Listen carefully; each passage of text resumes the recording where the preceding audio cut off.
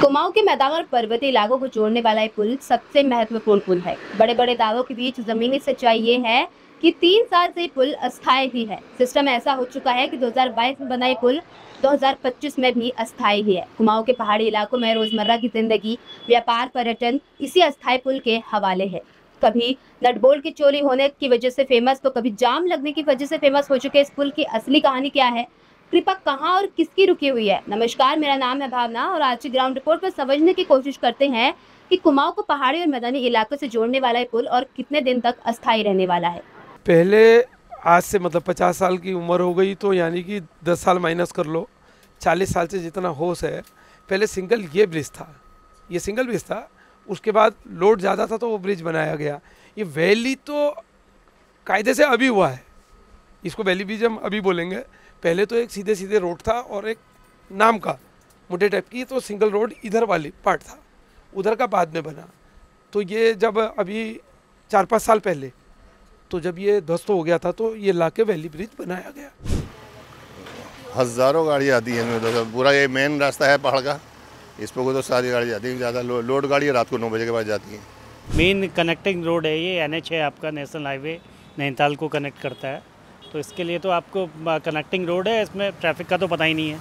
और Saturday Sunday तो इतना ट्रैफिक होता है कि रोड पार करना मुश्किल हो जाता। एक बार तो समझो इतनी ज़ोर से बोल जाता कि वहाँ तक आवाज़ आ रही कि आवाज़ अगर घर में कर रहे हैं बोल रहे हैं तो आवाज़ नहीं आती थी। फिर बाद में ये अब करा, कम से कम 1 महीना हुआ, 1-2 महीने, तो सब इसको कसा है। तो दिक्कत परेशानी होती है पुल से? ना, हमें कोई दिक्कत नहीं है। क्या है दिक्कत, मगर यही चीज़ दिक्कत हुआ कि ये बहुत बोलता था तो घर में सोना तक हराम था। अब सही कर दिया उन्होंने। वैली ब्रिज तो सुरक्षित नहीं है। सुनिए, अभी हमारे सामने अगर ये बरसात हो जाती है, बरसात रपटन है, एक अभी 10 दिन पहले की बात है, सुबह बारिश हुई, रपट गया एक बाइक वाला रपट के सीधे ब्रिज पे टकराया। हादसे होते हैं, मतलब हादसे होते रहे, क्योंकि लोहे का है ना, उसमें जो रपटेगा बाइक एकदम रपट जाती हैं। काठगोदाम वाला कलसिया पुल की बात करें तो उससे कितनी दिक्कतें होती है आपको? वहाँ पर दिक्कत तो है ही, जाम लगता है, बस यही दिक्कतें हैं वहाँ जाम की। और अगर वहाँ से रास्ता बंद हो जाता तो कोई दूसरा रास्ता है आपको? दूसरा रास्ता तो है नहीं कोई, क्योंकि हमारे ये कुमाऊं का मुख्य द्वार है ये, और कोई रास्ता नहीं है, फिर घूम के है। तो जैसे आप लोग सामान वगैरह लेके जाते होंगे तो कितना मतलब उसमें सामान हो जाता है? जब खाली ट्रक होता है तब कितना उसका वेट होता है और जब भरा हुआ था तब कितना वेट होता है उसका? खाली गाड़ियों का ऐसा है, छोटी ये गाड़ियां हैं वो कम, उनकी पासिंग है, जो बड़ी गाड़ियां हैं उनकी ज़्यादा है। तो हमारी जैसे जो छोटी गाड़ियां हैं इनकी पासिंग है खाली गाड़ी की 4 टन, बड़ी गाड़ी की है 5.5 टन 6 टन। तो माल जो बड़ी गाड़ी है वही अंदर लोड 9 टन 10 टन डालते हैं। परेशानी मैडम क्या हो रही है कि मतलब जाम लग रहा है और बहुत सारी परेशानियां हो रही है। रोड तंग होने की वजह से मतलब बहुत से वाहन वहाँ मतलब बहुत जाम लग रहा है। वैली ब्रिज की पूरी प्रक्रिया को बेहतर समझने के लिए चलिए बातचीत करते हैं आर्किटेक्ट हरित वर्मा से। कलसिया पर जो पुल बना है आखिर उसको कहते क्या है? क्योंकि कोई इसको वैली ब्रिज कहता है, कोई इसको बैली ब्रिज कहता है, तो आखिर इसका नाम क्या है? जी मैम, इसका नाम बेली ब्रिज हुआ। ये मतलब जैसे टेम्पररी एक ब्रिज हम इरेक्ट कर देते हैं, जहाँ पर परमानेंट ब्रिज कभी इन फ्यूचर बनना हो तो तब तक ट्रैफिक के अच्छे से डाइवर्जन के लिए मीन्स हम एक टेम्पररी ब्रिज वहाँ पर इरेक्ट करते हैं जिसको बेली ब्रिज कहते हैं। तो इसका निर्माण क्यों होता है मैम? दरअसल ये है कि किसी भी जैसे ब्रिज, जो भी कोई परमानेंट ब्रिज बनता है तो उसमें थोड़ा टाइम लगता है, तो उतने टाइम के लिए ये ट्रैफिक पास हो सके इसके लिए हम बेली ब्रिज का टेम्पररी कुछ पीरियड के लिए हम उसको इंस्टॉल कर लेते हैं। इसकी जो प्रोसेस थी, डिज़ाइन प्रोसेस, ये तो काफ़ी ओल्ड है। मतलब बेसिकली मिलिट्रीज, इंडियन आर्मी इसे इस्तेमाल करती थी। क्या कहते हैं कि हमें कहीं पर से टेम्पररीली अगर हमें जाना हो, तो जैसे उनको टेम्पररी कोई रिवर क्रॉस करनी हो तो उसके लिए इस्तेमाल होता था। अब इसकी डिज़ाइन प्रोसेस तो पता नहीं है क्योंकि काफ़ी पुराना है। तो इसकी क्षमता कितनी होती है? मैम इसकी क्षमता अलग अलग हुई, जैसे 16.5 टन के होते हैं, 40 टन तक होते हैं। तो बेस्ड ऑन कमर्शियल ट्रैफिक इसकी अलग अलग लोडिंग कैपेसिटी होती है। जो कलसिया वाला है ये 16.5 टन का है।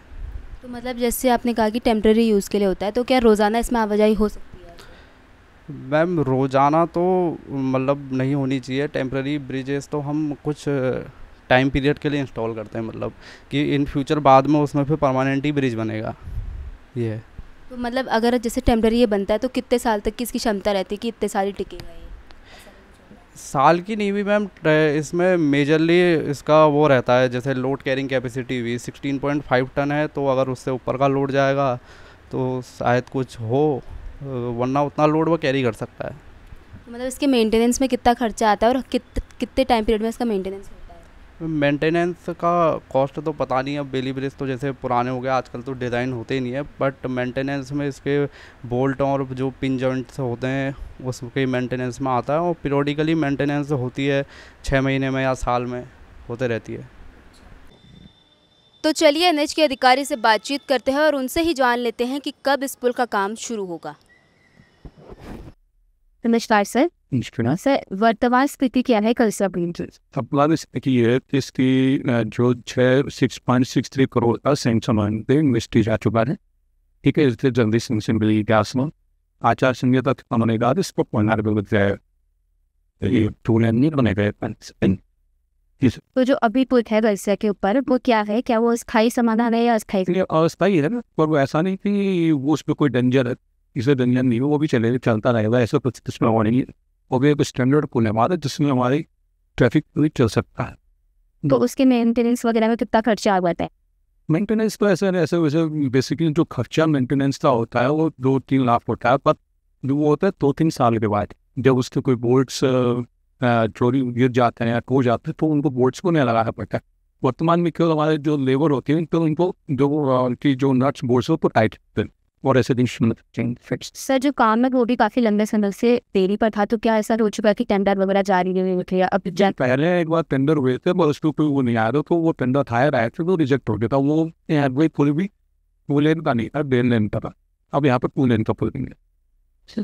तो सर वैली ब्रिज की अगर बात करें तो वैली ब्रिज में कितनी क्षमता होती है कि भारी वाहन इसमें नहीं जा सकते?